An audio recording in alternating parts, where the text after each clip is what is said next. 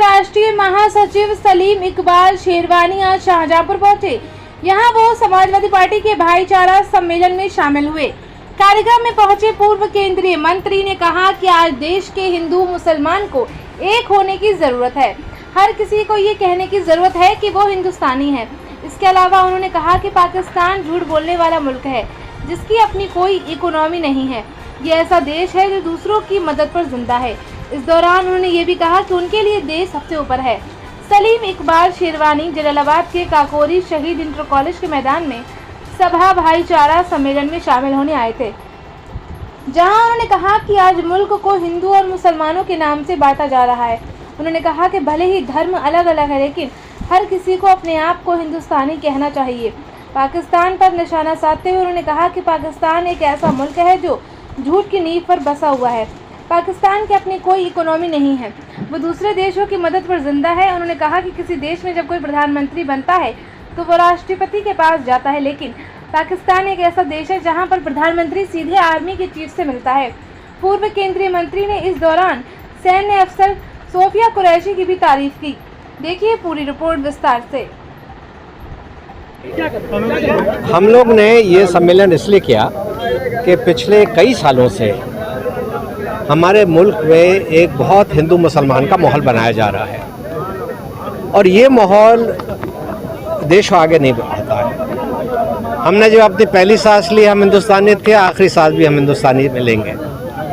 हमारा मुल्क तरक्की करेगा, हम सब तरक्की करेंगे। मुल्क कमज़ोर हो जाएगा, हम सब कमज़ोर हो जाएंगे। तो मैं जहाँ जहाँ जाता हूँ मैं मुसलमानों से कहता हूँ कि बहुत सर उठा के गर्व के साथ कहो हम मुसलमान हैं, सीना चौड़ा करके कहो हम हिंदू हैं, मगर एक लफ्ज़ लगा दो हम हिंदुस्तानी मुसलमान हैं, हम हिंदुस्तानी हिंदू हैं। जब तक देश से प्यार नहीं होगा हमारा देश कमज़ोर हो जाएगा। सूफिया कुरैशी भी मुसलमान लेकिन देश का रिप्रेजेंटेटिव सेना की तरफ से किया, तो आप उनके बारे में क्या कहना चाहेंगे? मुझे बहुत खुशी हुई। देखिए ये जो घटना हुई है इसमें हर इंसान में जिसमें थोड़ी सी भी इंसानियत है उसका सर झुक जाएगा शर्म के मारे। ये लोग जो इस तरह का आतंक करते हैं ये मजहबी नहीं होते, ये मज़हब का इस्तेमाल करते हैं लोगों के दिलों को गलत फहमी में डालने का। इन लोगों को पकड़ के लटका देना चाहिए खंभों से।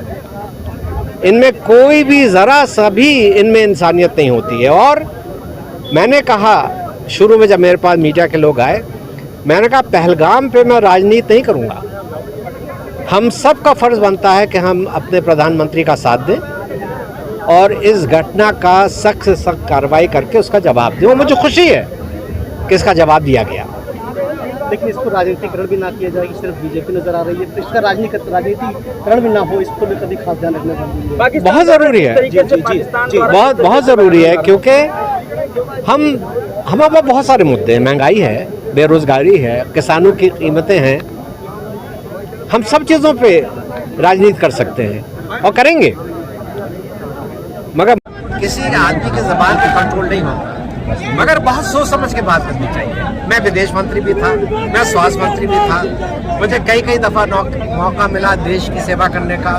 मेरे दादा हिंदुस्तान की लड़ाई के आज़ादी में कई दफ़ा पंडित जवाहरलाल नेहरू जी के साथ जेल गए। 3 दफ़ा मेरे पिता सांसद रहे, मैं 5 दफ़ा सांसद रहा।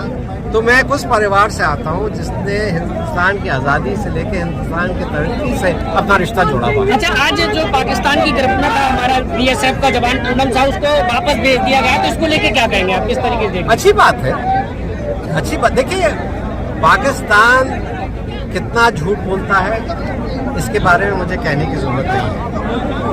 और पाकिस्तान की ना तो कोई सियासत है ना उसकी कोई नीति है। उसकी एक नीति है एंटी इंडिया।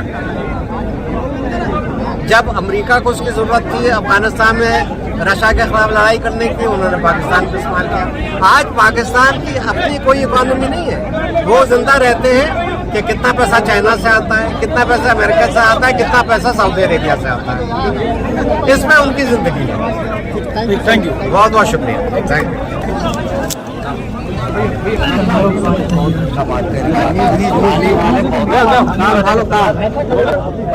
यू।